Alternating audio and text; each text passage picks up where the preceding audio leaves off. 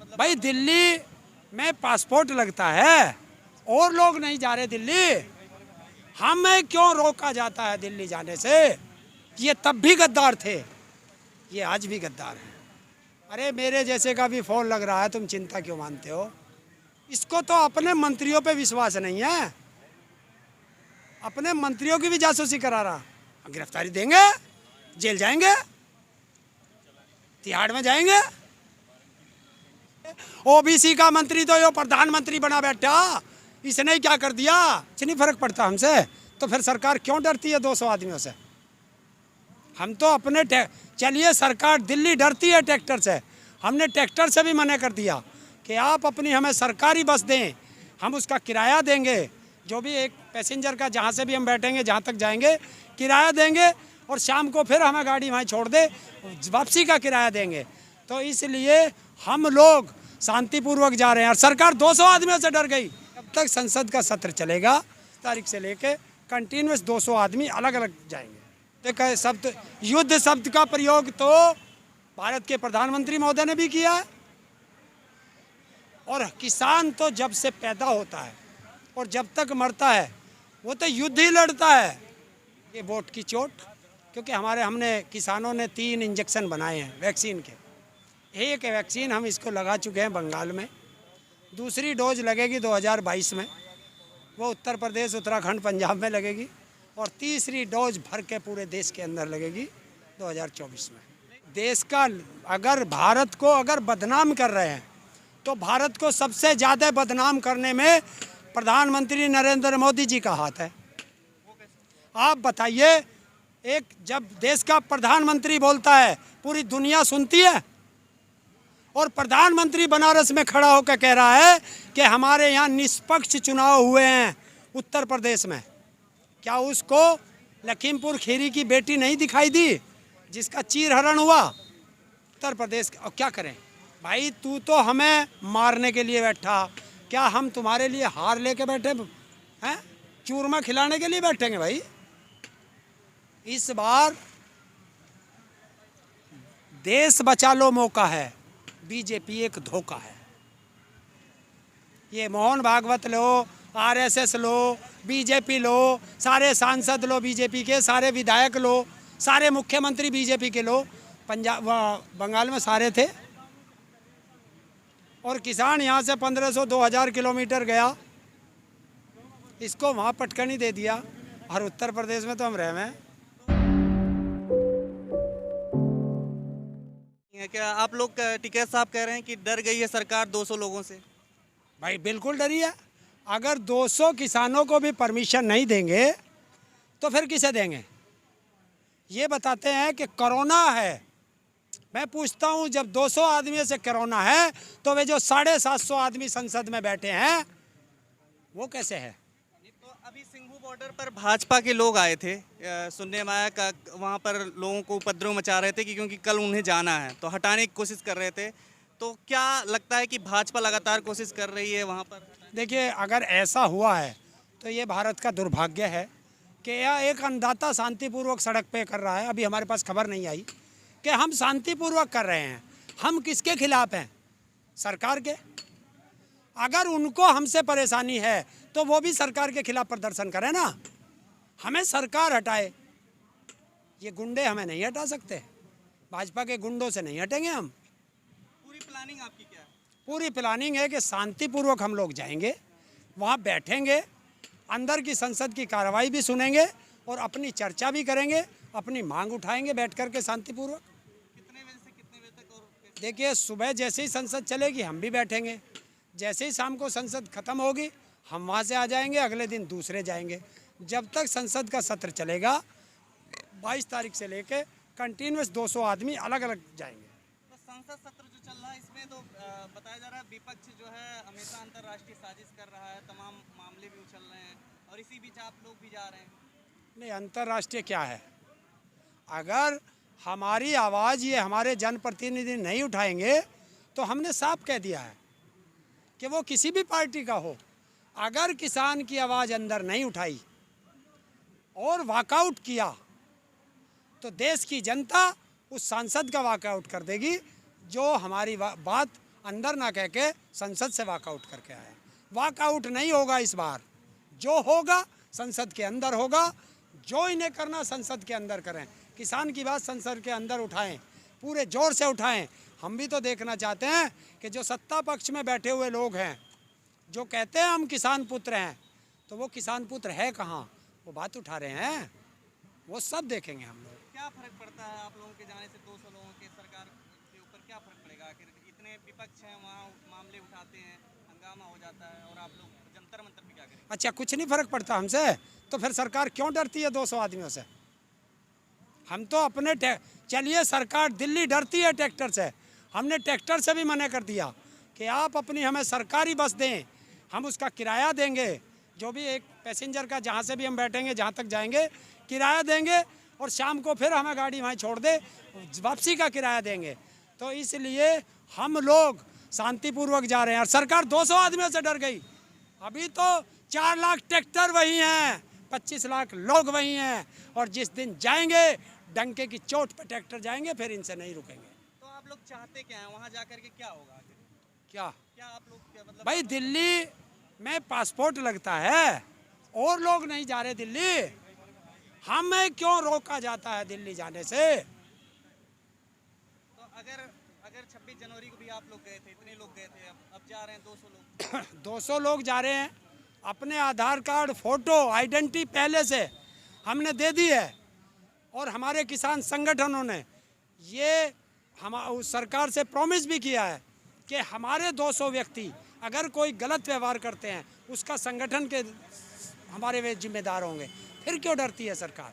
आप लोग चुनावी रणनीति भी बना रहे हैं, सुनने में आ रहा है कि उत्तर प्रदेश चुनाव है, उसको लेकर के भी क्या तैयारी है उत्तर प्रदेश चुनाव की? क्यों भाई, हम भारत के वोटर नहीं हैं, हमें चुनाव पे किसी से कोई बात करने का अधिकार नहीं है। हर देश के हर नागरिक को हर बात करने का अधिकार है चुनाव पे, कोई पक्ष का होगा कोई विपक्ष का होगा, करने का अधिकार है, आपको भी है? तो इसमें कौन सी आफत आ गई? और अभी तो चुनाव भी 8 महीने बाद है। तो क्या महापंचायत वगैरह करने वाले हैं सितंबर में? उसके बाद 5 तारीख को महापंचायत करेंगे कि हमारे को 10 महीने के करीब तब तक आंदोलन को हो जाएंगे कि आगे आंदोलन कैसे चलाना है, आंदोलन की रणनीति क्या होगी, आंदोलन में हमारे में खाने की व्यवस्था कैसे और बढ़ाई जाए, या कोई कमी है तो उसको कैसे पूरा किया जाए, लेकिन कैसे लोगों को समझाया जाए। आदित्यनाथ जो मुख्यमंत्री वो तो कह रहे हैं किसानों के लिए हम बहुत अच्छा काम कर रहे हैं, उत्तर प्रदेश स्मार्ट सिटी बन गई है और किसानों को सम्मान निधि पहुंच रहा है यहाँ से। नरेंद्र तोमर भी यही कह रहे हैं बार बार। MSP मिल रही है, MSP की गारंटी क्यों नहीं दे रहे?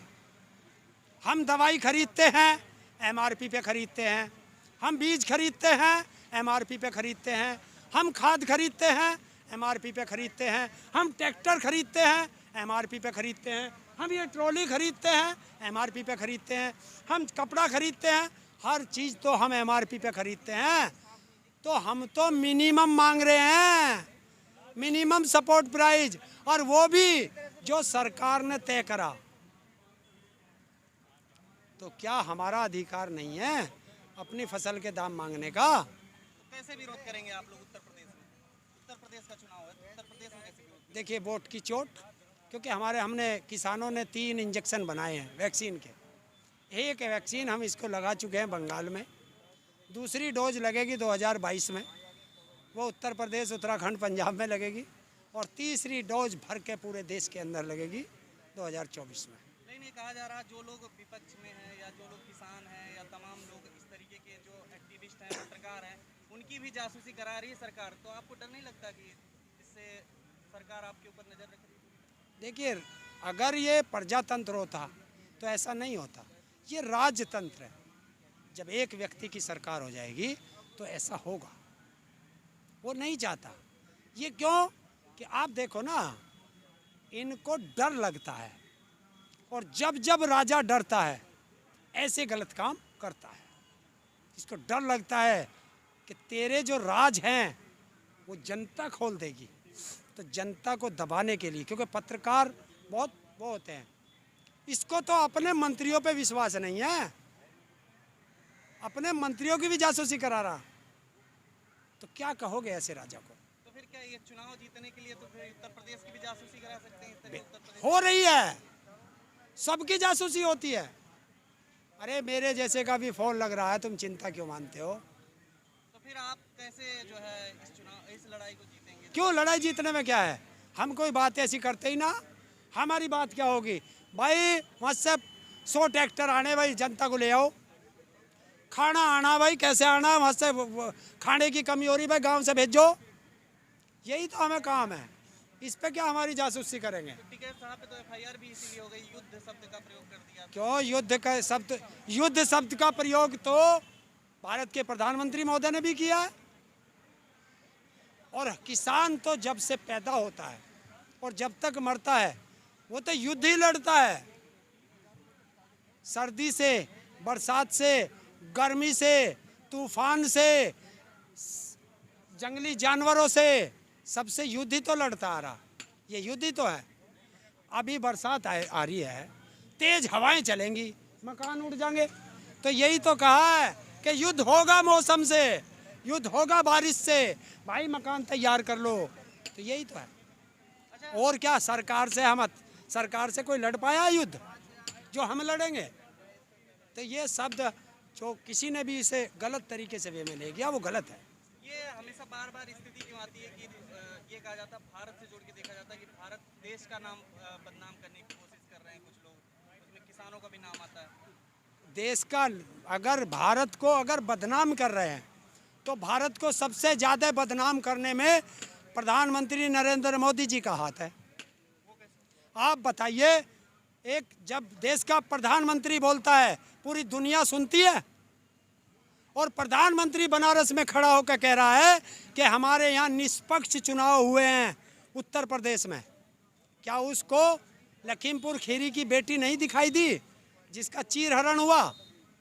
या उसको ये नहीं दिखाई दिया कि कितने लोगों के सर फोड़े गए, कितनों का अपहरण हुआ, कितनों के पर्चे फाड़े गए? ये नहीं दिखाई दिया। 75 जिलों में से 55 जिलों में हिंसा हुई, ये नहीं दिखाई दिया। तो जब देश की कौन कर रहा है, उसको ये नहीं दिख रहा देश के प्रधानमंत्री को कि तेरे देश का अन्नदाता 8 महीने से सड़कों पे पड़ा है और तूने एक शब्द नहीं बोला? क्या विदेशी मीडिया इसे नहीं देख रहा होगा? तो फिलहाल किसान जो है उत्तर प्रदेश में मतलब हराने के लिए जाएंगे होगी। देखिए, उत्तर प्रदेश और क्या करें भाई? तू तो हमें मारने के लिए बैठा, क्या हम तुम्हारे लिए हार लेके बैठे हैं? चूरमा खिलाने के लिए बैठेंगे भाई? इस बार देश बचा लो मौका है, बीजेपी एक धोखा है। इस नारे के साथ हम आरएसएस का साथ काम नहीं आएगा, क्योंकि आरएसएस मोहन भागवत भी आजकल बयान देने लग गए हैं। देखिए, ये तो वही लोग हैं जब देश की आज़ादी की लड़ाई में ये अंग्रेज़ों के साथ खड़े थे। हमारे जो पुरखे जब लड़ रहे थे तो ये उनकी मुखबरी करके अंग्रेज़ों को बताते थे। ये तब भी गद्दार थे, ये आज भी गद्दार हैं। ये मोहन भागवत लो, आरएसएस लो, बीजेपी लो, सारे सांसद लो बीजेपी के, सारे विधायक लो, सारे मुख्यमंत्री बीजेपी के लो, पंजाब बंगाल में सारे थे। और किसान यहाँ से 1500-2000 किलोमीटर गया, इसको वहाँ पटकनी दे दिया। और उत्तर प्रदेश में तो हम रहे हैं। तो ओबीसी मंत्रिमंडल हो गया, अब तो किसानों की बात सुनी जानी चाहिए। और अभी तो ओबीसी क्या हो गया, 4 महीने को ये लॉलीपॉप दे दिया कि 4 महीने के लिए मंत्री बना दिया भाई तुझे, 6 महीने के लिए बना दिया। और 1 या 2 मंत्री बनाने से पूरा ओबीसी समाज का फायदा हो जा, तो फिर तो मायावती एससी से बनी थी मुख्यमंत्री, 4 बार रही दिक्कत है। तो सारा बेचारा दलित समाज तो करोड़पति हो गया होगा। और पहले से ओबीसी के मंत्री बने बैठे, ओबीसी का मंत्री तो ये प्रधानमंत्री बना बैठा, इसने क्या कर दिया? तो ये अंतरी मंत्री संतरी पे जनता नहीं जाती है। ये तो सब वे लोग हैं जो हमारे नाम पे वहाँ दलाली खाते हैं। तो इनकी भी सबकी टाए टाए फिस 2022 फिक्स, टाए टाए फिस मोदी जी 2024 फिक्स। जंतर मंतर पे गिरफ्तारी होनी मतलब स्वाभाविक बात है। आप लोगों की गिरफ्तारी होती है तो क्या करेंगे? गिरफ्तारी देंगे, जेल जाएंगे, तिहाड़ में जाएंगे। क्यों, आपको डर नहीं है फिर तिहाड़ में जाने के बाद? लेकिन भाई देखो, बलात्कार में हम नहीं, चोरी में हम नहीं, मारपीट में हम नहीं, डकैती में हम नहीं, तो हमें काहे का डर? अपना आंदोलन करना, अपने अधिकारों के लिए लड़ना, क्योंकि जिस तरीके से आपने देखा होगा 1862 में अंग्रेज भारत के लोगों के खिलाफ देशद्रोह के कानून लाए थे। जब हमारे पुरखे लड़ते थे अंग्रेजों से आज़ादी के लिए, तो उन पे देशद्रोह का कानून लगता था। अभी भी तो लग रहा है। और अब वे गोरे अंग्रेज थे, अब काले अंग्रेज। अगर हम आवाज़ उठाते हैं, काले झंडे दिखाते हैं, नेताओं के खिलाफ मुर्दाबाद के नारे लगाते हैं, तो हम पे देशद्रोह लगा देते हैं। तो उन गोरे अंग्रेजों में और इन काले अंग्रेजों में क्या अंतर है? कुछ भी नहीं। तो जब हमारे पुरखों ने 90 साल लड़ के उनको भगा दिया, अभी तो 8 महीने हुए, इन काले अंग्रेजों को फिर भगा देंगे। खबरों में बने रहने के लिए फोरम 4 को सब्सक्राइब करें और नोटिफिकेशन पाने के लिए बेल आइकन दबाएं।